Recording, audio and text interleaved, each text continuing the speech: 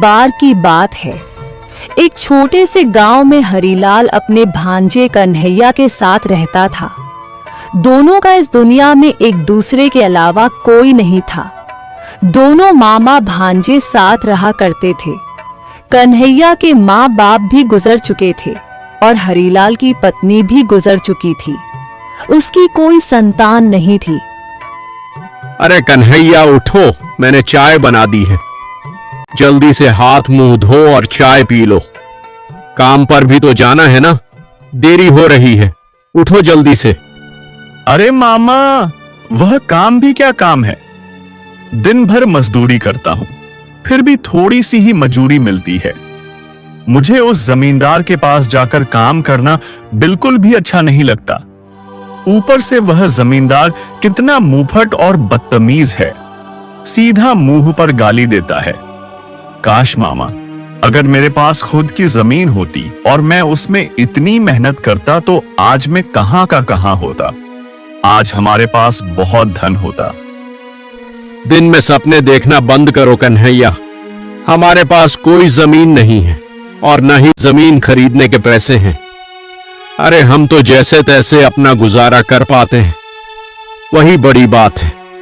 इस उम्र में तो मुझसे कोई काम होने से रहा, फिर भी मैं लकड़ियां बेचकर थोड़े बहुत तो पैसे लाता हूं ना।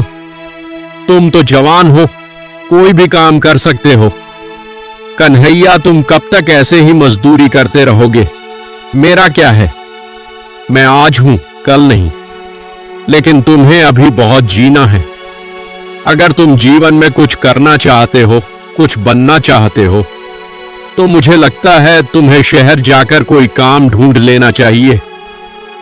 अरे मामा, शहर में पढ़े लिखे लोग जाते हैं, मैं तो अंगूठा छाप हूं। मैं पढ़ा लिखा थोड़ी हूं जो शहर में जाकर नौकरी करूंगा। मुझ जैसे अनपढ़ को कौन नौकरी देगा। काश मैं पढ़ा लिखा होता तो आज मैं शहर में रह रहा होता।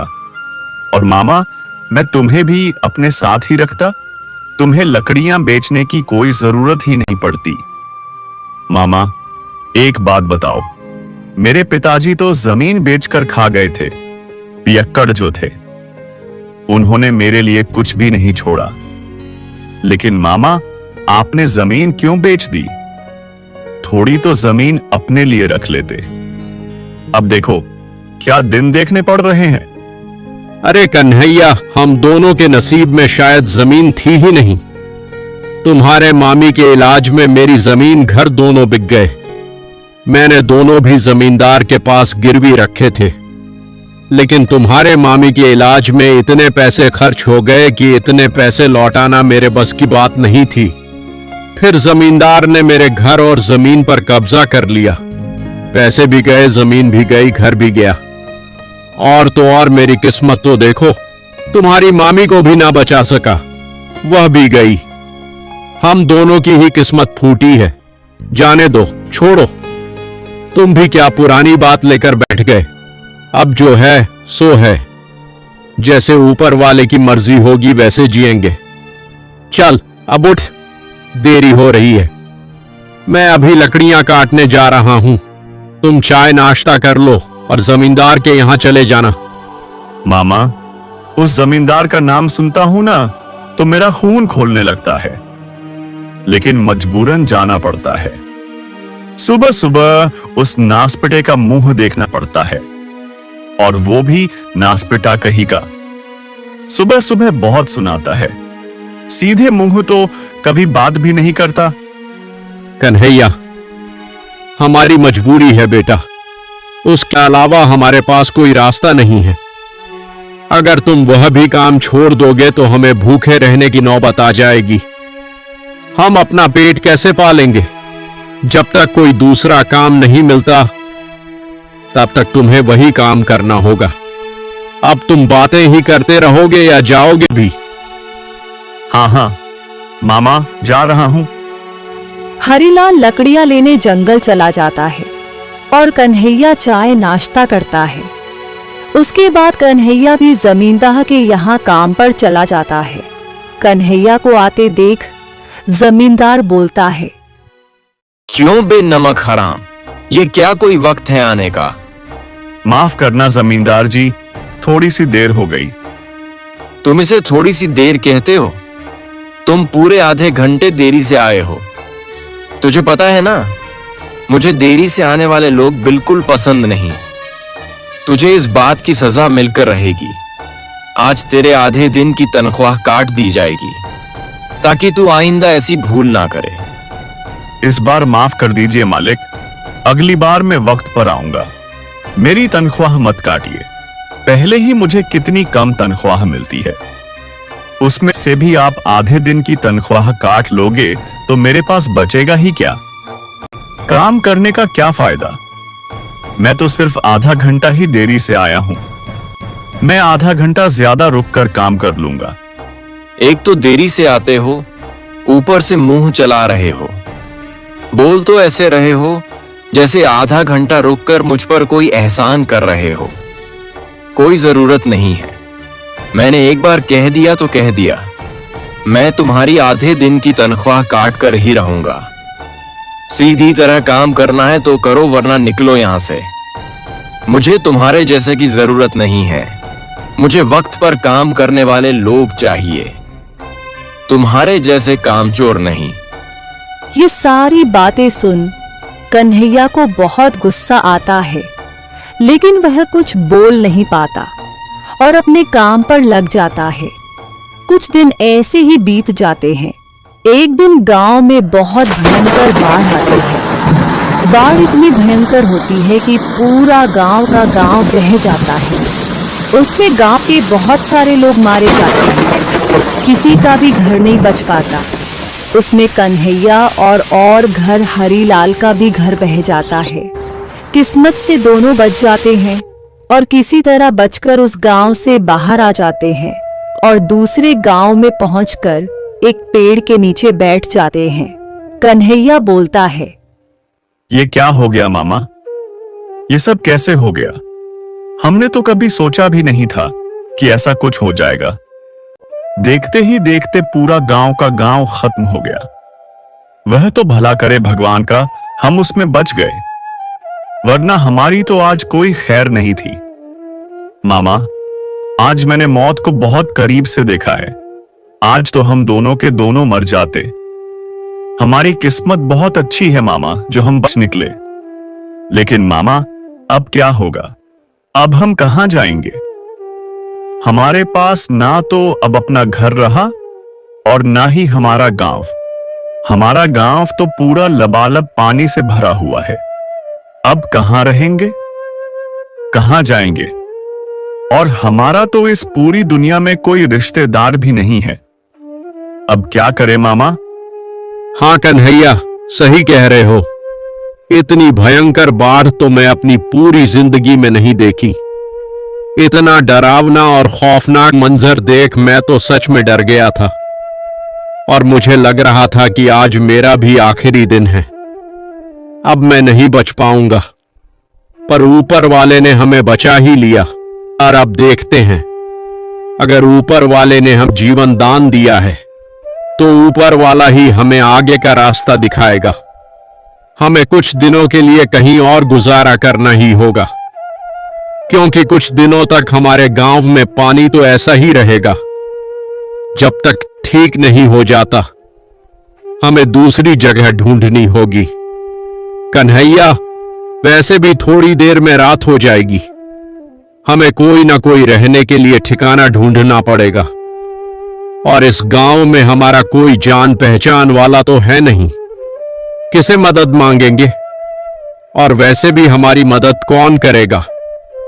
कोई हमें रहने के लिए जगह नहीं देगा और अनजान लोगों को कोई अपने घर में नहीं रखता।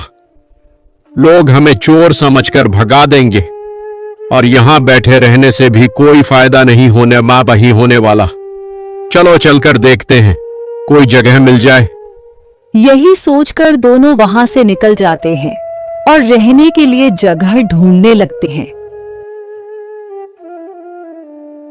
तभी उन्हें एक पुरानी झोपड़ी दिखाई देती है। देख कन्हैया, ऊपर वाले ने हमारी सुन ली। मुझे लगता है यहां सालों से कोई नहीं रहता। ये जगह हमारे लिए सही रहेगी।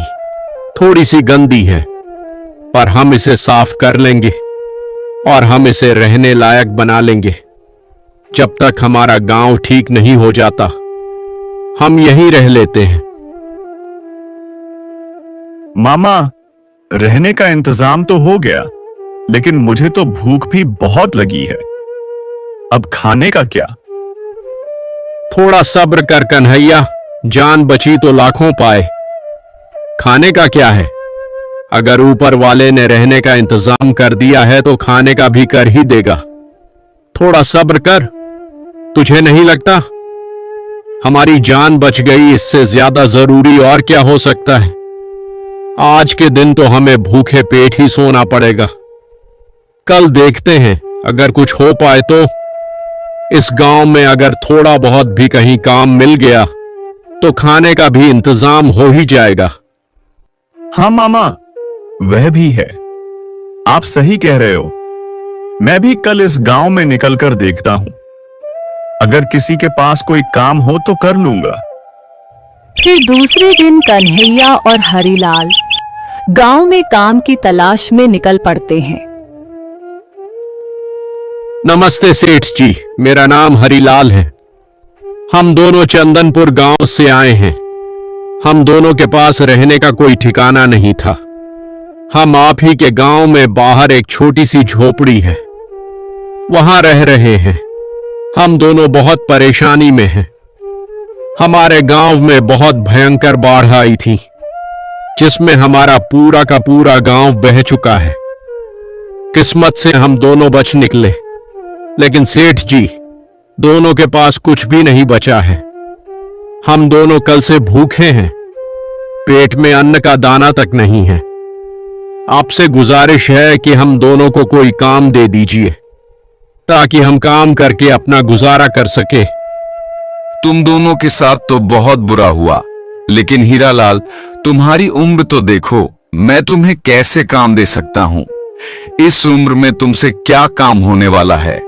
लेकिन हाँ, मैं इस लड़के को काम दे सकता हूँ। यह लड़का तुम्हारा कौन है और इसका नाम क्या है? सेठ जी, ये मेरा भांजा है। इसका नाम कन्हैया है। बहुत मेहनती है। आप अगर इस काम दे रहे हो तो भी आपकी बड़ी मेहरबानी होगी, क्योंकि हम दोनों को काम की बहुत जरूरत है। अच्छा ठीक है। सुनो कन्हैया, तुम आज से ही काम पर लग जाओ, लेकिन तुम दोनों की हालत तो बहुत खराब लग रही है। ऐसे तो तुमसे काम भी नहीं हो पाएगा। एक काम करो, दोनों पहले खाना खा लो। मैं अपनी पत्नी से कहकर तुम दोनों के लिए खाना लगवा देता हूँ। उसके बाद कन्हैया, तुम खेत में आ जाना, सारा काम समझा दूंगा। यह बात सुनकर दोनों बहुत खुश हो जाते हैं। फिर दोनों पेट भर खाना खाते हैं, जैसे कि उन्होंने सालों से खाना ना खाया हो। उसके बाद कन्हैया खेत पर चला जाता है और उस गांव के जमींदार के कहे अनुसार काम करने लगता है। और शाम को कन्हैया को मजदूरी के पैसे भी मिलते हैं। कन्हैया यह देख बहुत खुश हो जाता है। अरे वाह, ये सेठ तो बड़े ही अच्छे हैं। हमारे गांव का जमींदार तो बहुत कपटी था। कभी भी समय पर पैसे नहीं देता था, और तो और आधे ही पैसे देता था। ये सेठ जी तो बड़े दयालु और बड़े ही अच्छे हैं। इन्होंने हमें खाना भी खिलाया और काम भी दिया, ऊपर से मजदूरी के पैसे भी दे दिए। एक काम करता हूं, मामा को ले जाकर इन पैसों से थोड़े बहुत राशन का सामान लेकर आता। कन्हैया खुशी खुशी घर जाता है और हरीलाल को सारी बातें बताता है। हरीलाल भी बहुत खुश हो जाता है। फिर दोनों बाजार की ओर निकल पड़ते हैं। दोनों बाजार में पहुंच जाते हैं। बाजार में पहुंचते ही कन्हैया की नजर एक जलेबी की दुकान पर पड़ती है और वह बोलता है, मामा, मामा, मुझे जलेबी बहुत पसंद है। मैंने बहुत दिन से जलेबी नहीं खाई है और यह जलेबी की खुशबू मुझे अपनी ओर खींच रही है। मेरा बहुत मन कर रहा है। क्या मैं थोड़ी जलेबी खा सकता हूं? क्यों नहीं भांजे, जा जा और खा ले। वैसे भी तूने आज बहुत मेहनत की है। और उस मेहनत का इनाम तुझे मिला है, और इसी बहाने मैं भी थोड़ी जलेबी चख लूंगा। बहुत दिनों से मैंने भी जलेबी नहीं खाई है। अरे भाई, जरा पाव भर जलेबी कितने की दी? जी भैया, 1 सिक्का। दोनों उस जलेबी वाले से 1 सिक्के में जलेबी खरीद लेते हैं। अरे भाई, 1 किलो चावल और 1 किलो दाल दे देना। वैसे चावल क्या किलो है और दाल क्या किलो है? दोनों का भाव 1-1 सिक्के है। अरे मामा, आपने सुना? उसने क्या कहा? वह दाल और चावल दोनों का भाव 1-1 सिक्का बोल रहा है। हमारे गांव में तो बहुत महंगी मिलती थी। कन्हैया, मुझे लगता है इसने गलती से हमें 1-1 सिक्का बोल दिया है। एक काम करते हैं, चुपचाप इससे 1-1 सिक्के में दाल और चावल लेकर यहां से निकल लेते हैं। क्या पता उसे याद आ जाए कि उसने गलत भाव बोल दिया है। वह दोनों वहां से दाल चावल लेकर वहां से निकल जाते हैं और थोड़ी दूर जाकर कन्हैया बोलता है, अरे मामा, सामने देखो, बर्तन की दुकान। हमने दाल चावल तो ले लिया, लेकिन उन्हें पकाने के लिए हमारे पास तो बर्तन है ही नहीं। चलो जाकर वहां से कुछ बर्तन खरीद लेते हैं। हाँ कन्हैया, सही कह रहे हो, हमें बर्तन की जरूरत है। चलो उस दुकान पर चलते हैं। अरे भाई, मुझे हांडी खरीदनी थी। हांडी की क्या कीमत है? और साथ में 2 थालियां भी चाहिए। सब मिलाकर कितना होगा? हांडी का 1 सिक्का और 2 थालियां के 1-1 सिक्के। 1-1 सिक्के सुनते ही कन्हैया और हरीलाल सोच में पड़ जाते हैं। मामा, ये क्या हो रहा है? ये कैसा अजीब गांव है? यहाँ हर चीजों की कीमत 1 सिक्का ही क्यों बोल रहे हैं? हम जहां भी जा रहे हैं, हर कोई बस 1 सिक्का ही बोले जा रहा है। ऐसे कैसे हो सकता है? सभी चीजों का भाव एक जैसा कैसे हो सकता है? भला जलेबी और दाल, इन दोनों का भाव 1 सिक्का कैसे हो सकता है? और अब ये बर्तन वाला भी यही कह रहा है कि थाली का भी 1 सिक्का और हांडी का भी 1 सिक्का।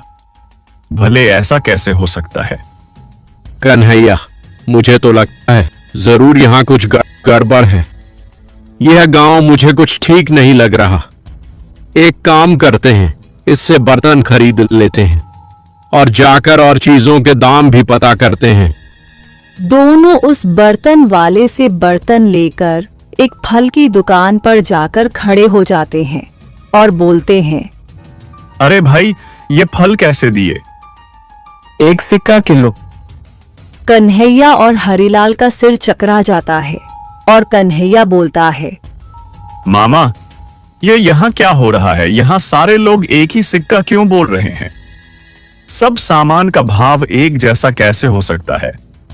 और इतना सस्ता, और इतनी सस्ती चीज तो हमने कभी नहीं देखी। एक काम करते हैं मामा, क्यों ना हम इस बार किसी सोनार के पास जाकर सोने का भाव पूछे। क्या पता वह भी 1 सिक्का बोल दे। हाँ कन्हैया, तुम ठीक कह रहे हो। चलो किसी सोनार के पास जाकर पूछते हैं। दोनों सोनार के पास आते हैं और बोलते हैं, अरे भाई, मुझे एक सोने की अंगूठी खरीदी थी।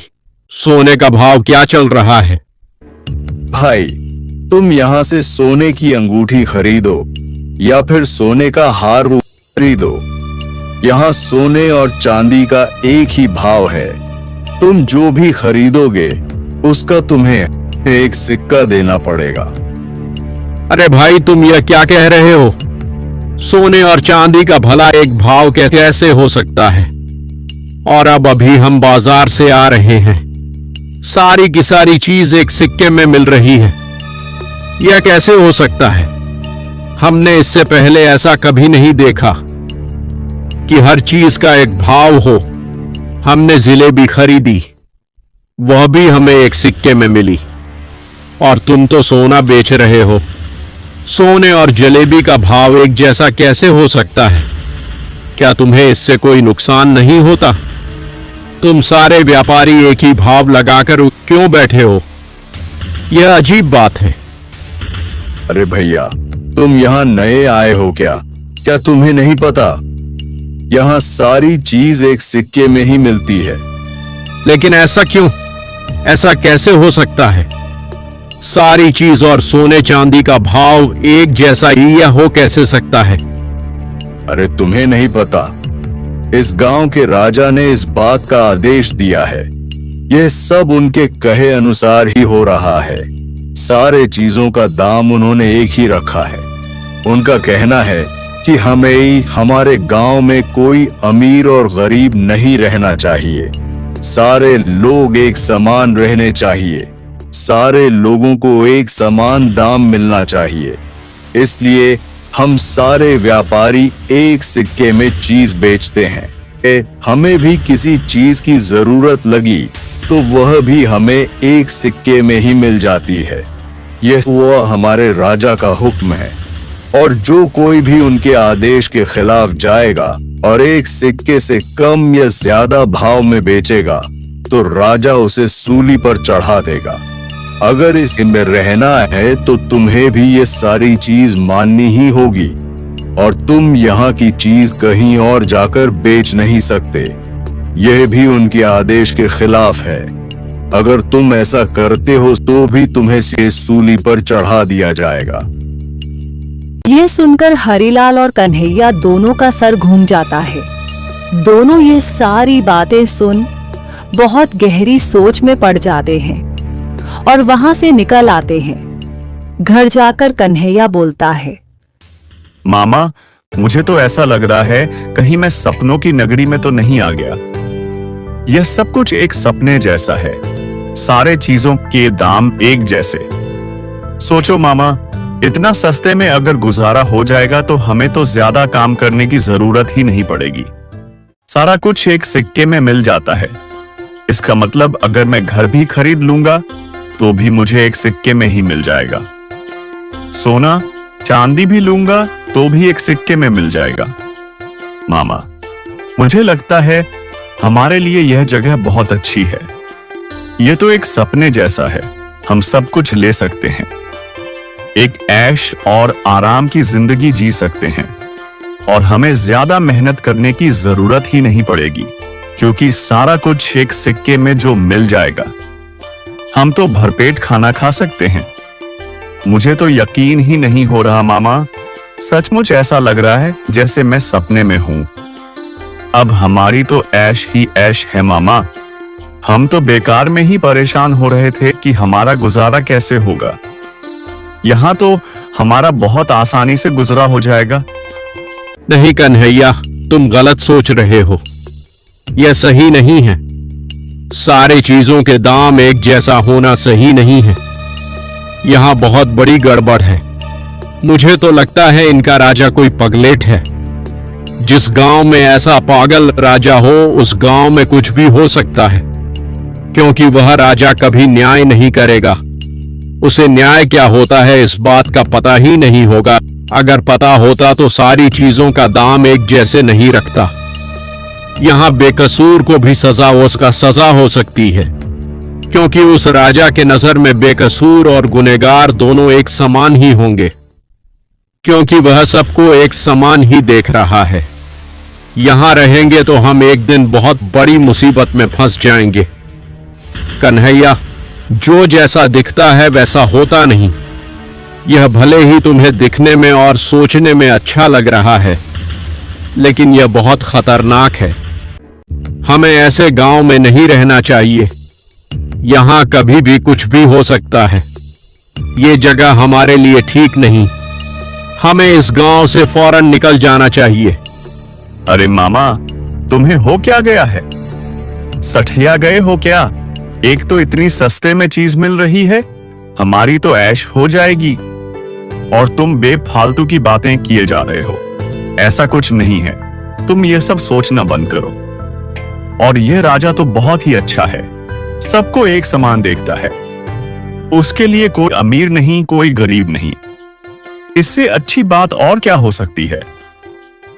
मुझे तो लगता है सारे राज्य में यही राजा होना चाहिए। सब राजा को यही सोच रखनी चाहिए। कोई गरीब नहीं, कोई अमीर नहीं।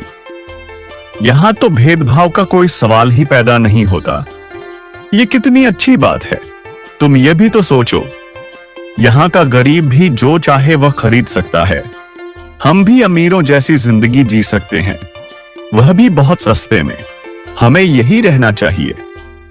नहीं कन्हैया, मैंने कहा ना, जो दिख रहा है वह वैसा नहीं है। यह बहुत खतरनाक है। तुम समझ नहीं पा रहे हो। तुम बस सस्ती चीज देख रहे हो, लेकिन इन सस्ती चीजें के लालच में सब एक दिन बहुत बड़ी मुसीबत में फंस जाएंगे, क्योंकि यहाँ का राजा कभी भी कुछ भी कर सकता है। तुम मेरी बात मानो, चलो यहां से। यहां रुकना सही नहीं। नहीं मामा, मैं यहां से कहीं नहीं जाऊंगा। एक तो इतने दिनों बाद मुझे इतना अच्छा और भरपेट खाने को मिला है, ऊपर से सारी चीज कितनी सस्ती है। मैं तो यहां अपना बड़ा सा घर बनाकर आराम से रहूंगा, और तुम यहां से जाने की बात कर रहे हो। मैं यहां से कहीं नहीं जाऊंगा। मुझे एक ऐश और आराम की जिंदगी जीनी है, जो यहां रहकर ही मुमकिन है। वैसे भी मैं सालों से काम कर कर थक गया हूं, और यहां बहुत कम पैसों में भी काम चल जाता है, और एक ऐश और आराम की जिंदगी भी मिल जाती है। उसके लिए ज्यादा पैसों की जरूरत भी नहीं। और तुम चाहते हो कि इतनी अच्छी जिंदगी छोड़कर हम यहां से चले जाएं? मामा, मैं यहां से बिल्कुल नहीं जाऊंगा। अगर तुम्हें जाना है तो तुम जा सकते हो। कन्हैया, तुम मेरी बात क्यों नहीं समझ रहे? मैंने कहा ना, यह जगह हमारे लिए ठीक नहीं है। मैं यहां से जा रहा हूं, और तुम भी मेरे साथ जा रहे हो। मैंने कह दिया सो कह दिया। हम हमारे पुराने गांव में ही वापस जाएंगे। अब तक वहां सब कुछ ठीक हो गया होगा। जैसे तैसे अपना घर ठीक कर लेंगे और वहीं रहेंगे। हमारे पास अभी थोड़े सिक्के बचे हैं। हम उन सिक्कों से वहां गुजारा कर लेंगे और कोई और काम भी देख लेंगे। मामा, मैंने भी कह दिया, मैं इस जगह को छोड़कर कहीं नहीं जाऊंगा। भला इतनी अच्छी जगह मुझे और कहां मिल सकती है। मैं तो यही रहना पसंद करूंगा। अगर तुम्हें जाना है तो तुम चले जाओ, मैं नहीं आ रहा। और मुझे अच्छे से पता है तुम घूम फिरकर वापस यही आने वाले हो, क्योंकि वहां तो कुछ नहीं रहा। और मुझे नहीं लगता इस गांव से अच्छी जिंदगी मुझे कहीं और मिल सकती है। उस गांव ने मुझे कुछ नहीं दिया, लेकिन यह गांव मुझे बहुत कुछ देगा। ठीक है, अब मैं तुम्हें नहीं समझाऊंगा। मैं जा रहा हूं, लेकिन मेरी एक बात याद रखना। तुम एक दिन बहुत बुरे फंसोगे। तब तुम्हें समझ आएगा कि मैं तुम्हें क्या समझाने की कोशिश कर रहा था। तब तुम्हें मेरी याद आएगी। अभी तुम अंधे हो चुके हो। तुम्हें ऐश और आराम के अलावा कुछ नहीं दिखाई दे रहा, लेकिन यही ऐश और आराम की जिंदगी एक दिन तुम्हें ले डूबेगी। ऐसा कहकर हरिलाल वहां से अपने पुराने गांव की ओर निकल पड़ता है। हरिलाल के जाते ही कन्हैया सोचता है, यह मामा भी ना, लगता है मामा सठिया गया है। इतनी अच्छी जिंदगी छोड़कर जा रहा है, और वह भी उस पुराने गांव, जिस गांव ने हमें कभी कुछ नहीं दिया। वैसे मुझे बुरा तो बहुत लग रहा है कि वह मुझे छोड़कर चले गए, क्योंकि बचपन से इन्होंने ही मुझे संभाला था। लेकिन मैंने तो उन्हें बहुत समझाने की कोशिश की। वही अपनी जिद पर अड़े हुए थे। लेकिन मुझे इस बात का भी यकीन है कि यह मामा लौटकर जरूर आएगा। कन्हैया हरिलाल का इंतजार करता है, लेकिन हरिलाल नहीं लौटता। कुछ दिन ऐसे ही गुजर जाता है। कन्हैया वहां के जमींदार के पास काम करता है और अच्छे खासे पैसे कमाता है। अपने लिए एक बहुत बड़ा मकान बना लेता है और दिन रात अच्छे अच्छे पकवान खाता रहता है। वाह, क्या जिंदगी है मेरी। मैं ऐसे ही सपना देखा करता था, जिसे मैं आज जी रहा हूं। मुझे तो यकीन ही नहीं हो रहा। मैं जो चाहे वह खा सकता हूं, जो चाहे वह खरीद सकता हूं। पता नहीं मामा कैसे जी रहा होगा। अगर आज वह मुझे इस घर में इतने ऐश और आराम से देखता तो उसे अपने गलती का एहसास होता कि उसने मुझे छोड़कर कितनी बड़ी गलती की है। कोई बात नहीं, कभी ना कभी तो लौट कर आ ही जाएगा। ऐसे ही दिन गुजरते चले जाते हैं।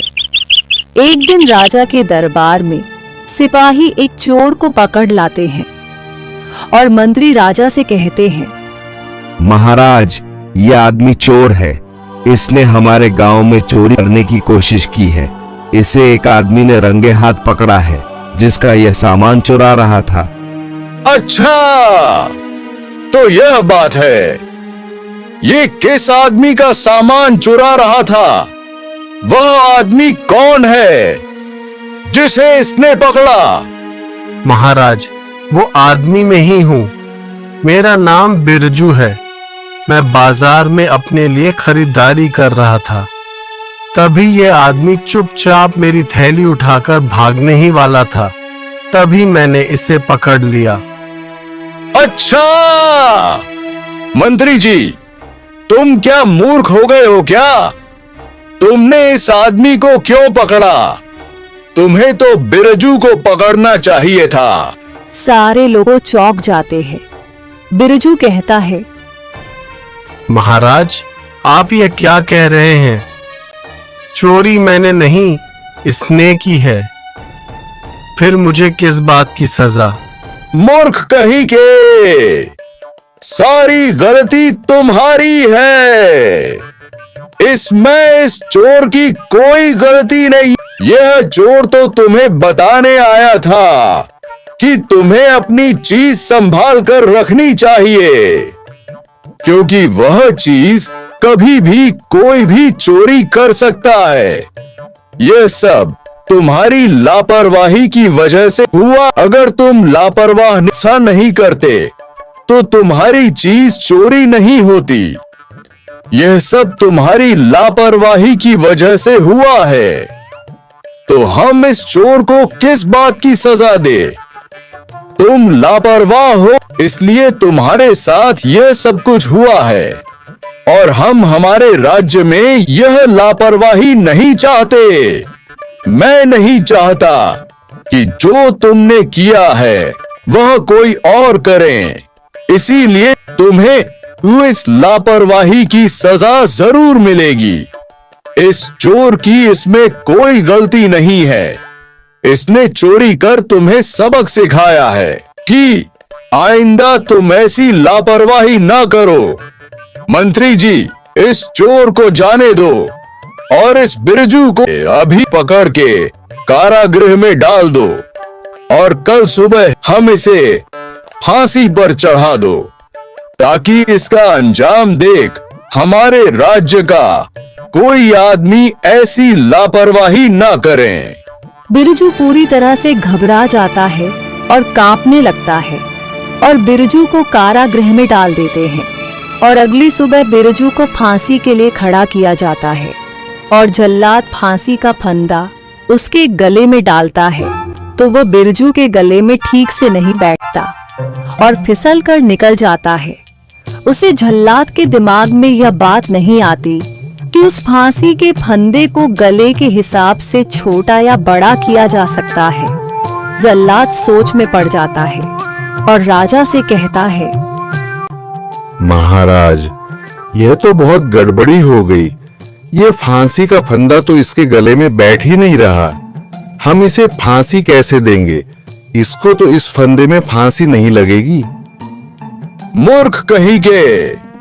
मंत्री जी, आप ही इस आदमी को पकड़ कर लाए थे। यह सब आपकी गलती है।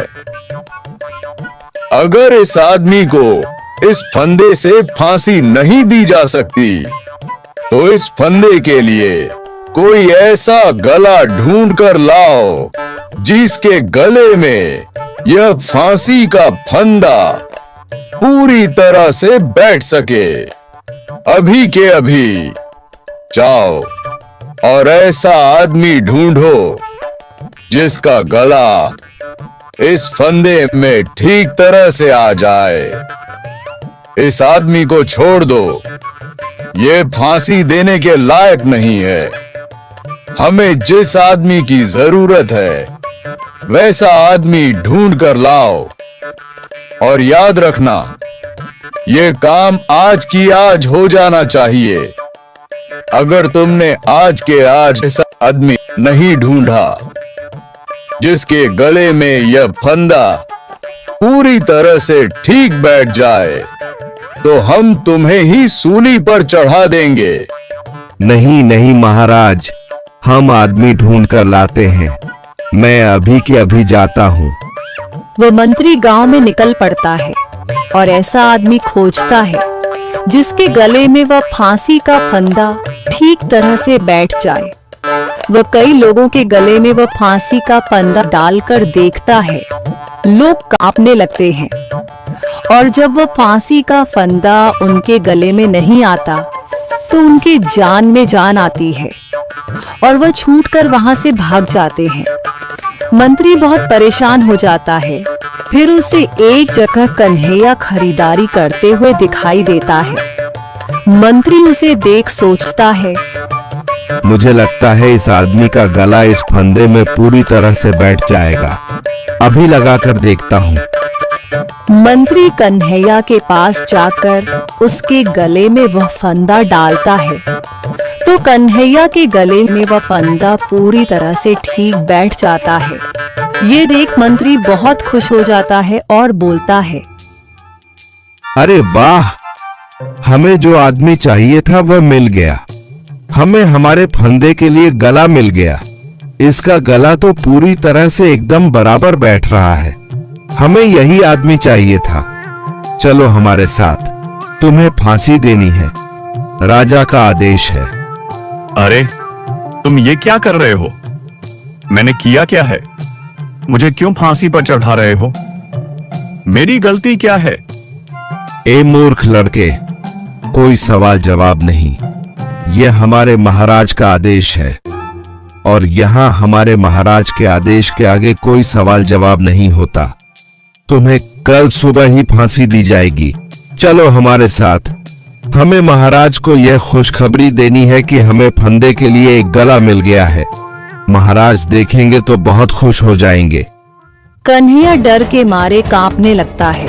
उसे कुछ समझ नहीं आता और उसे वहां से ले जाया जाता है और काल कोठरी में बंद कर दिया जाता है। दूसरे दिन ही कन्हैया को फांसी होने वाली होती है। कन्हैया उस काल कोठरी में बहुत मिन्नतें करता है, लेकिन उसकी कोई नहीं सुनता। वह रोने लगता है और अपने मामा को याद करता है। मुझसे बहुत बड़ी गलती हो गई। मेरा मामा बिल्कुल सही कहता था। राजा पगलेट है, कभी भी कुछ भी कर सकता है। मेरी तो कोई गलती भी नहीं थी, फिर भी इसने मुझे पकड़ लिया। और तो और मुझे फांसी भी दी जाने वाली है, जबकि मैंने कुछ भी नहीं किया।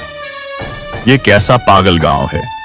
यहाँ के सारे लोग पागल हैं, और कोई मेरी बात भी सुनने के लिए तैयार नहीं है। मैं मरना नहीं चाहता, मुझे जीना है। इससे अच्छा तो मैं मेरे गांव में ही ठीक था।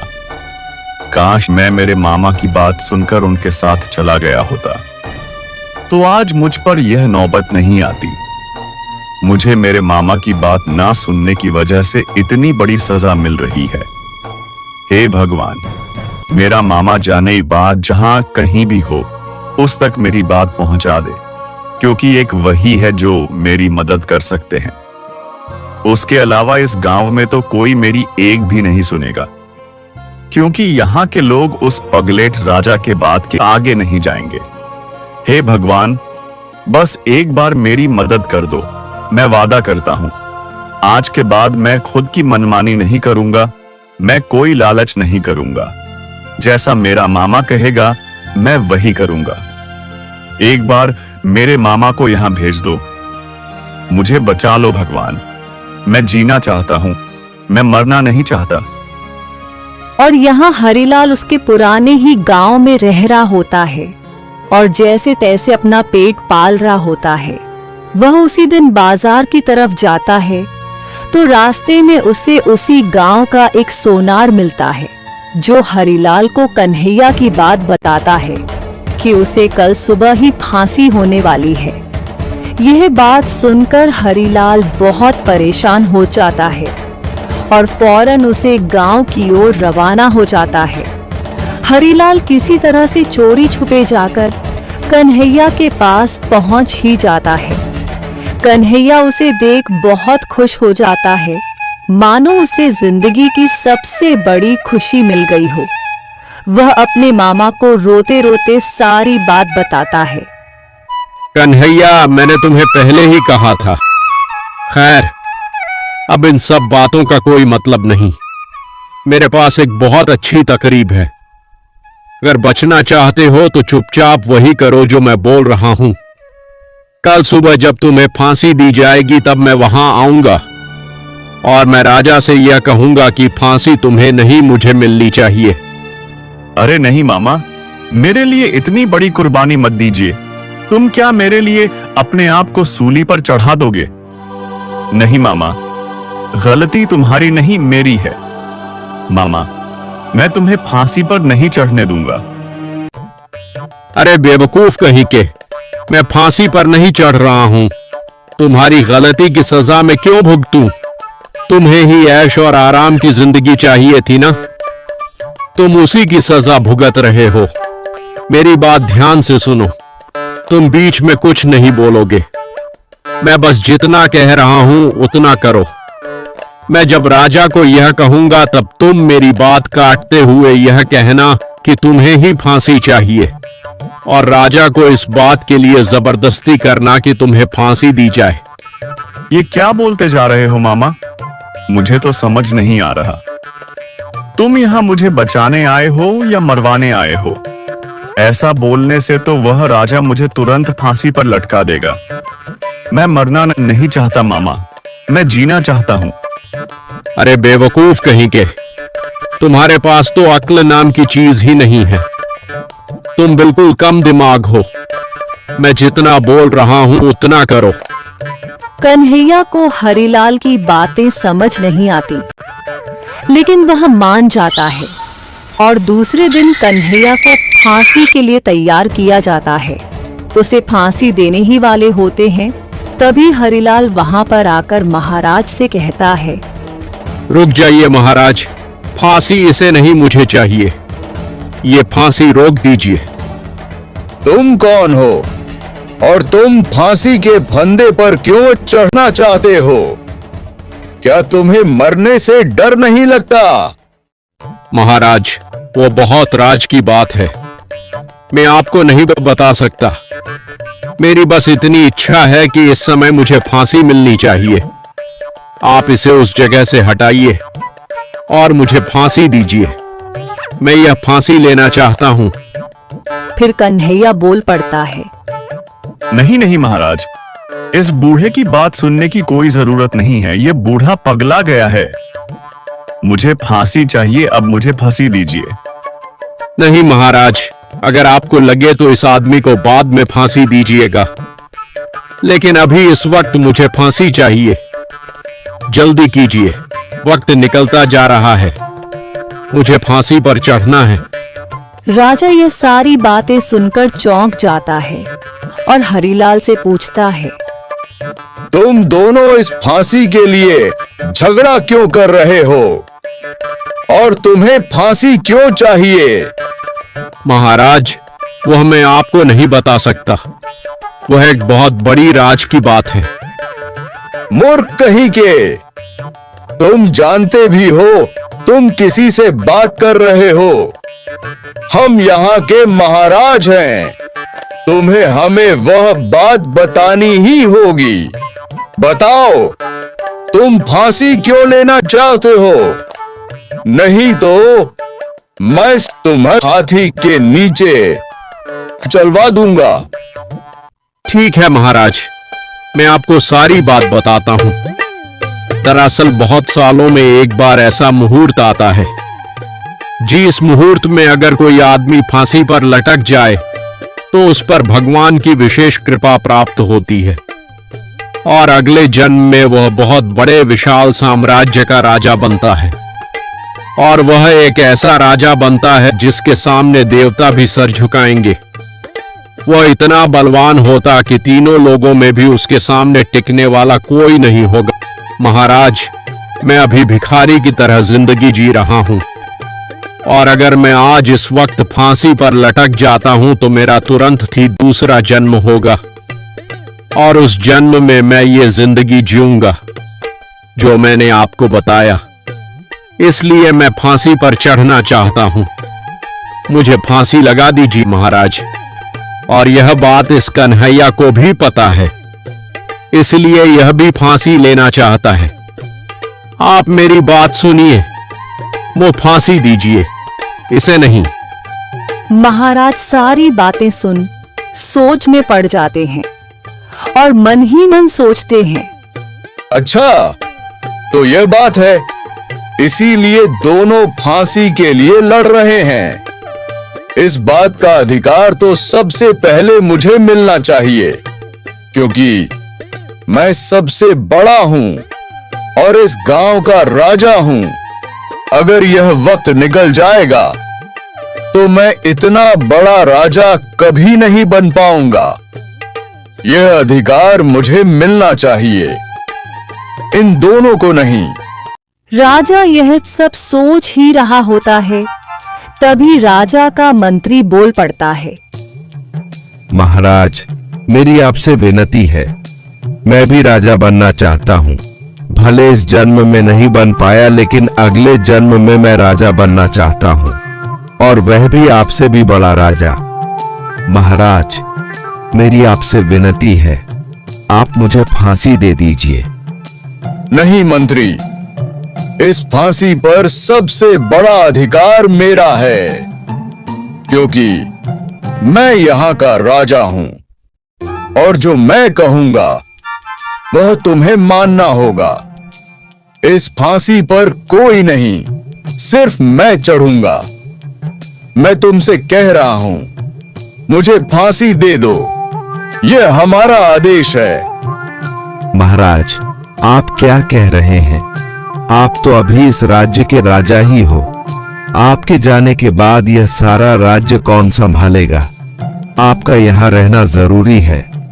आप मुझे फांसी दे दीजिए। नहीं मंत्री, मैंने कहा ना, इस फांसी पर मेरा अधिकार है, और मेरे जाने के बाद तुम यहाँ के राजा बन जाना, और इस राज्य की देखभाल तुम जैसा मन करे वैसे करना। राजा बनने की बात सुन मंत्री भी खुश हो जाता है और बोलता है, ठीक है महाराज, जैसा आप कहो। आपके हुक्म के आगे हम सब की कब चली है जो अब चलेगी। हम आपको फांसी देने के लिए तैयार है। फिर राजा कन्हैया को उस जगह से हटाकर खुद फांसी लेने के लिए वहां खड़ा हो जाता है, और इसी बात का फायदा उठाकर मौका देखते ही दोनों मामा भांजे वहां से भाग जाते हैं।